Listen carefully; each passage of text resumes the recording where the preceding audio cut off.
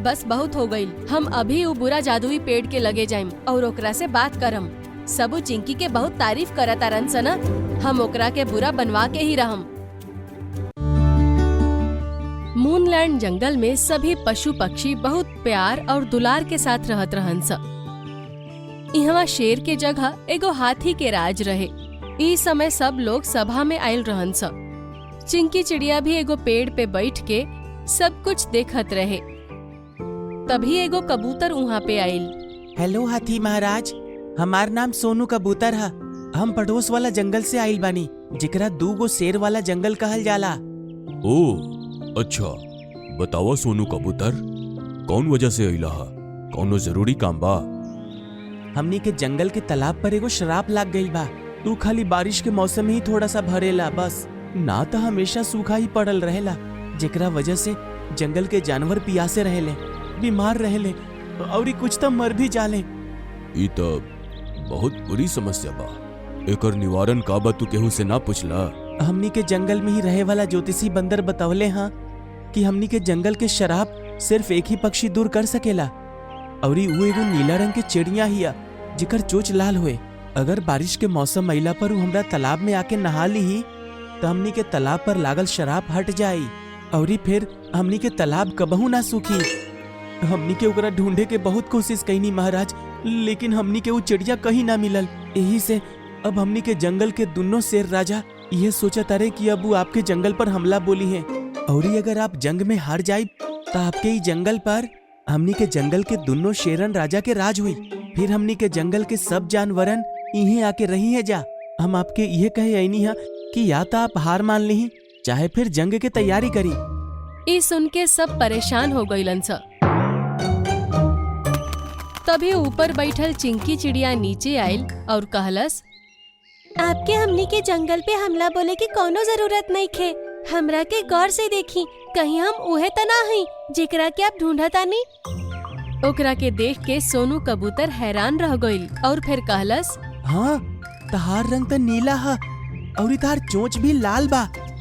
हाँ तो ठीक बा, अपन शेर राजा से कह दा अगला हफ्ता जब बारिश के मौसम आई तब आप हमरा के लेवे यहाँ आ जाइए।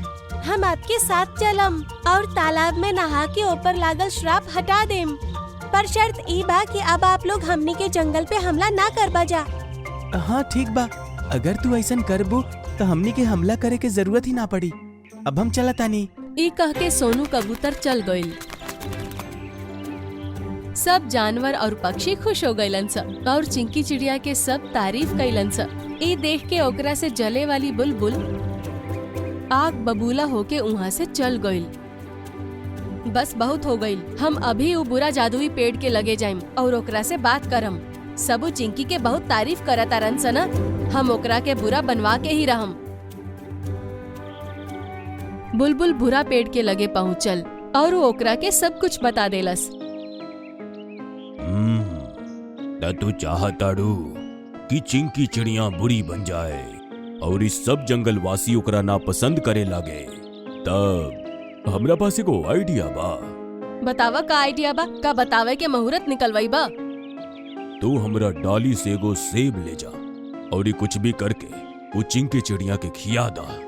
एकरा खाते ही अगली चिंकी चिड़िया गायब होके हमरा तना के अंदर कैद हो जाई और ओकरे जैसन दिखे वाली एगो बुरी चिंकी चिड़िया तारा सामने प्रकट होई, और जब वो जंगल के जानवरन के परेशान करी तो सब कोई असली चिंकी चिड़िया से नफरत करे लागी। अरे वाह, ये तो बहुत बढ़िया आइडिया बा। अब बुलबुल एगो सेब के लेके चिंकी चिड़िया के लगे पहुँचल। चिंकी चिड़िया, हमरा के माफ कर द। अब हम तारा के अपन दोस्त बनावल चाहतानी। हम बहुत प्यार से तारा खातिर तोहफा में सेब लेके आइल बानी। अगर तू हमरा के माफ कर देले बाड़ू तब प्लीज एकरा के खाला। ई सुन के चिंकी चिड़िया सेब के अंदर 2 गो मुंह मरलस और ओकरा के खात ही वो गायब हो गइल। और फिर चिंकी चिड़िया के जैसन ही दिखे वाली एगो और चिड़िया प्रकट हो गइल। अरे वाह, मतलब जादुई पेड़ के जादू चल गइल। अब आई मजा। इस उनके बुरा चिंकी चिड़िया जंगल वासियन के परेशान करे लागल। वो एक ही दिन में जंगल के सब जानवरन के इतना परेशान कैलस कि सब हाथी राजा के लगे पहुँच गईलसन। हमरा तो यकीन नहीं होत कि चिंकी चिड़िया ऐसन कर सकेले। आप तो ओकरा के बहुत अच्छा समझत रही ना, ओकर असलियत अब आपके सामने आ गईल बा। सब जानवरन के मुंह से चिंकी चिड़िया के बुराई सुन के बुलबुल के बहुत अच्छा लागल। तभी बुरा चिंकी चिड़िया वहाँ आ गईल। तू लोग ऐसे काहे बैठल बाड़ा जा जैसे कोनो मर गईल बा? हाथी राजा कुछ बोलतन ओकरा से पहले ही सोनू कबूतर वहाँ आ गईल। हाथी राजा, बरसात के मौसम आ गईल बा। अब आप हमरा साथे चिंकी चिड़िया के भेज दी। ई हमरा तालाब में नहाई, तभी हमरा तालाब के शराब हट पाई और हमनी के परेशानी दूर होई। ओ कबूतर, हम ठेका ले ले बानी का तोहरा साथे जाए के और तहार जंगल के ठीक करे के। अगर तहार जंगल मरता तब मरे दा, हम काहे जाइम तहरा साथे। चिंकी, ई तू का कह रहल बाड़ू? तू ही तो कहले रहलू कि एकर तालाब पर लागल शराब के खत्म करबू। हम नहीं जाए वाला। अगर ऐसन बात बा तब तू लोग जंग खातिर तैयार हो जा। हम दोनों शेर राजा के जाके बतावतानी और वो आज ही जंगल पर हमला बोली है। ई कह के सोनू कबूतर वहाँ से उड़ गईल और सब जानवर चिंता में लीन हो गईलन सब। अब हमार जंगल बर्बाद हो जाई। हम हाथी होके 2 शेर के मुकाबला ना कर पाई। अब बुलबुल के आपन गलती के पछतावा होखे लागल तो ऊ आपन मुंह खोललस। ई सब हमार जलन के वजह से भइल बा। चिंकी चिड़िया के एमे कोनो गलती नहीं खे। का मतलब बतार? कहे के का चाहताड़ू? वो दिन जब सब लोग चिंकी चिड़िया के तारीफ करत रहन सा त हमरा बहुत जलन होखत रहे।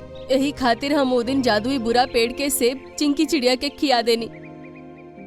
जेकरा के खात ही चिंकी चिड़िया वो बुरा पेड़ के तना में कैद हो गई और ओकरे जैसन दिखे वाला एगो बुरा चिड़िया प्रकट हो गई। जेकरा के आप चिंकी समझतानी वो नकली है। असली चिंकी चिड़िया बुरा पेड़ के कब्जा में बा। ई तो ठीक ना कइलो बुलबुल, तोहरा एकर सजा जरूर मिली। दे हम जौन सजा देवे के बा।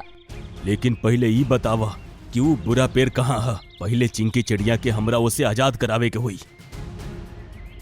अब बुलबुल सब जानवरन के साथे बुरा पेड़ के लगे पहुँच गईल और फिर कहलस, बुरा पेड़, असली चिंकी चिड़िया के आजाद कर दा। हमने के जंगल खतरा में बा।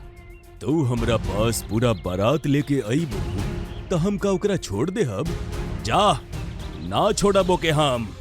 ए पर हाथी राजा कहलन, अगर तू अभी चिंकी के आजाद ना करबा तो हम अपना जैसन 10 गो हाथी के भी बुलावतानी। हमनी के मिल के तो के उखाड़ फेंकब और तू मर जाइबा। ना ना, ऐसन मत करिया। हम अभी चिंकी के आजाद करतानी। ई कह के पेड़ आपन तना खोल देलस और ओकरा अंदर से चिंकी चिड़िया बाहर आ गईल। आप सब लोगन के देख के बहुत अच्छा लागल। हमरा तो लागल अब हमेशा हम ई पेड़ के अंदर ही घुट घुट के मर जाएं। हमरा माफ कर दा चिंकी चिड़िया। अब हमनी के सब जंगल वासियन के जान अब तारा हाथ में बा। तू जल्दी से 2 शेरन वाला जंगल में जा, वरना हमनी के जंगल खतरा में आ जाई। अब चिंकी चिड़िया तेजी से 2 शेर वाला जंगल में पहुँच गईल और ओकनी के सब बात बतौलस। ओकरा बाद वो ओकनी के तालाब में नहैलस तो तालाब पर से श्राप हट गईल